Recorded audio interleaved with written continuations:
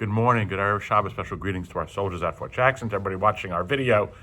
I always wondered, why doesn't Pharaoh just give up? After all these plagues, just cry uncle. I understand God hardened Pharaoh's heart, but that was later. And in some ways, I gotta respect Pharaoh. He stuck to his principles. Moses is pretty amazing. He's a lofty character. He's directly in contact with God.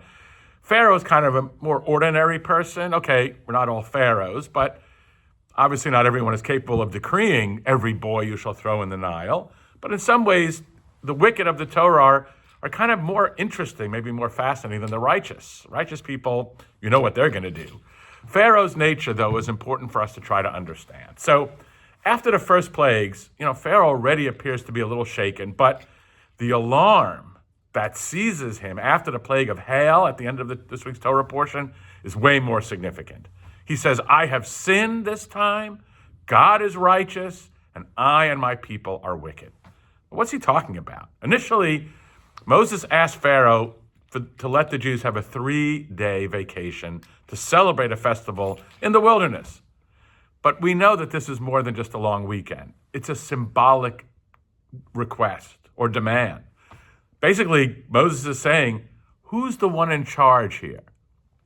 Pharaoh realizes this, and in the interest of preserving his kingdom, his sovereignty, he considers Moses' request totally not a non-starter. But after the plague of hail, something changes. Now let's remember, Pharaoh grows up believing he is God. Whatever he wants is the embodiment of justice. And if there's anything in the world that is just, it's certainly him. So during the 10 plagues, Pharaoh has to go through a change in his fundamental conception of his own life. His confrontation with Moses leads him to discover, for the first time really, that maybe he is the one who is acting improperly. This comes as a great shock to him, shattering the very foundation of his life. He must now re-examine all of his past actions. When Pharaoh's basic premise, which is, I am always right, is suddenly shattered, he gains the ability to evaluate things as they are, and only then can he start to change. For the first time, it occurs to him that his whole life may have been a lie. This remorse returns hundreds of years back to the order originally to drown the firstborn sons, and even to the very enslavement of Israel. But remorse is never a simple matter. The wicked are full of regrets, the Torah says.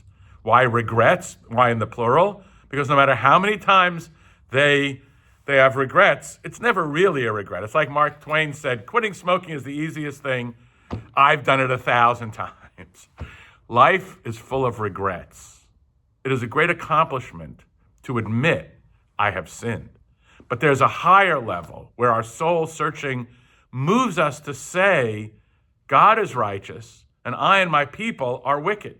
Pharaoh sees strange things falling from the sky, and he is seized with terror. He thinks for the first time in his life that maybe he's not a god. An abyss opens in front of him, and he asks, what have I done with my whole life? And only when basic conceptions like these are shattered and everything suddenly seems different, does it become possible to start again from the very beginning. We have much to learn from Moses and Aaron and the great righteous people, but we also have very important and profound things to learn from Pharaoh about our own regrets in life and the changes that we sometimes need to make. Have a wonderful Shabbos. Shabbat Shalom.